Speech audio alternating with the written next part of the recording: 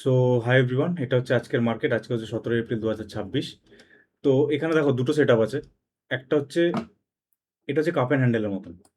তো প্রথম কথা বলে নিই, আজকে কষ্ট কষ্ট এক্সিট করেছি। কি করে কষ্ট কষ্ট হয়েছে সেটা আমি বলছি। দেখো, প্রথমে হচ্ছে এটা হচ্ছে একটা কাপ অ্যান্ড হ্যান্ডেল, কারেক্ট?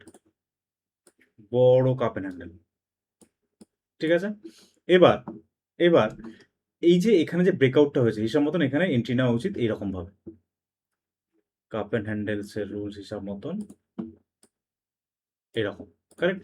কিন্তু আমরা জানি যে যখনই আমরা কোনো ট্রেড প্লেস করব তখন আমরা কি করব, ইমিডিয়েট লেফট সাইডে দেখবো। দেখো লেফট সাইডে কতটা কনসলিডেশন। এবার কি হয়েছে, এখান থেকে যখন রিজেকশন হয়েছে তখন আমি এখানে একটা এন্ট্রি নিয়েছিলাম, এখানে একটা এন্ট্রি নিয়েছিলাম। এবার তুমি যদি 1 মিনিট টাইম ফ্রেমে যাও, তুমি যখন 1 মিনিট টাইম ফ্রেমে যাবে, প্রথম আমার স্টপ লস এতটা ছিল। তারপরে যখন এখানে একটা ছোট্ট এম প্যাটার্নের মতন তৈরি করে এখান থেকে রিজেকশন হয়ে এখানে এসছে, তখন আমি আমার স্টপ লসটাকে এখানে নিয়ে এসেছি, এই যে এই জায়গায়, এই জায়গায়, কারেক্ট। এবার যখন নিচে এসে এখানে আরেকবার সুইং জেনারেট করেছে, তখন আমি আমার স্টপ লসটাকে কন্ট্রোল জেড, স্টপ লসটাকে আমি এখানে নিয়ে এসেছি। তো আমি এখানে কস্ট টু কস্ট এক্সিট করেছি। এবার 5 মিনিট টাইম ফ্রেমের রুল হিসাবে তুমি যদি দেখো, তাহলে স্টপ লস হওয়া উচিত এতখানি, কিংবা এই ক্যান্ডেল, যেহেতু ক্যান্ডেলটা স্ট্রং ব্রেকআউট হয়েছে তো ক্যান্ডেল পর্যন্ত, যেটা 33 পয়েন্টের মতন। কিন্তু আমি যখন স্টপ লস দিয়েছিলাম সেই স্টপ লসটা অনেক কম ছিল, স্টপ লসটা অনেক কম ছিল। এবার জাস্ট মিনিট, হ্যাঁ 25 পয়েন্টের মতন ছিল। দেখো, এই কাপ অ্যান্ড হ্যান্ডেলের রুলস তোমরা আমার সেটআপ টিউটোরিয়াল চ্যানেলে লার্ন সেটআপ বলে যে প্লেলিস্ট আছে, ওখানে তোমরা দেখতে পাবে যে স্টপ লসের রুলস হিসাব মতন এখানে কিন্তু এখনো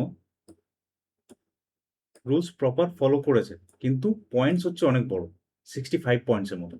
তো এত বড় স্টপ লস আমি দিইনি। আর এখান থেকে যেহেতু স্ট্রং রিজেকশন আছে, এখানে বারবার ক্যান্ডেল কনসোলিডেশন আছে, এখান থেকে স্ট্রং রিজেকশন হয়েছিল, তাই আমি এখানে আজকে এন্ট্রি নিয়েছিলাম। কিন্তু এখানে ডবল সেটআপ, এখানে আবার দেখো রিভার্স প্যাটার্নও তৈরি করেছে, এখানে একটা ডাব্লুর মতন তৈরি করে দিয়ে এখানে ব্রেক করেছে, ঠিক আছে। এখানে যদি কনসোলিডেশন না হতো তাহলে অনেক ভালো ট্রেড হয়তো হতে পারতো, ঠিক আছে।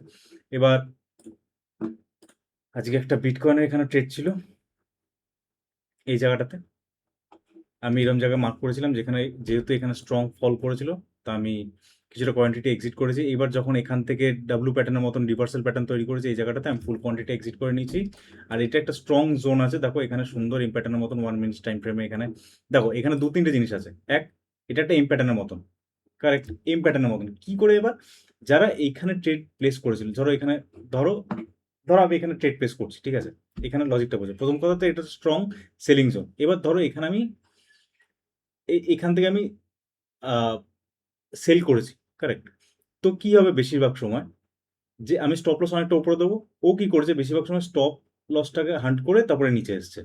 এবার 1 মিনিট টাইম ফ্রেমে দেখো এই সেলিং জোন থেকে কত সুন্দর একটা এম প্যাটার্নের মতন রিজেকশন তৈরি করেছে, এরকম একটা রিজেকশন তৈরি করেছে, তারপরে এখানে এসছে, এখানে এসছে, তারপরে এরকম যাচ্ছে, ঠিক আছে। এই যে এই জোনটা, এরকম জায়গায় এই জোনটার মতন, ঠিক আছে। আবার হয়তো এখানে এসে এরকম করে নিচে আসবে। যদি 5 মিনিট টাইম ফ্রেম দেখো, চান্সেস আর লেস যে নিচে আসার, দেখা যাক আসতেও পারে, ঠিক আছে। সে তো ট্রেল করতে করতে তোমরা এখান থেকে যখন এখানে আসবে, এখানে যখন একটা সুইং তৈরি করবে তুমি স্টপ লসকে এখানে নিয়ে আসবে, তারপরে এখানে যখন সুইং তৈরি করবে তুমি স্টপ লস এখানে নিয়ে আসবে, এখান থেকে যখন এখানে এসে আবার সুইং তৈরি করবে তুমি স্টপ লসকে এখানে নিয়ে আসবে। তো এইভাবে এইভাবে ধীরে ধীরে ধীরে ধীরে তোমরা যেতে থাকবে, তো হয়তো এখানে কোয়ান্টিটি এক্সিট হয়ে যাবে, ঠিক আছে। তো এটাই আজকের ট্রেড রিপোর্ট ভিডিও। আচ্ছা, আজকের ভিডিও শেষে তোমরা কালকের জন্য যে সম্ভাব্য সাপোর্ট এন্ড রেজিস্ট্যান্স গুলো আছে সেগুলো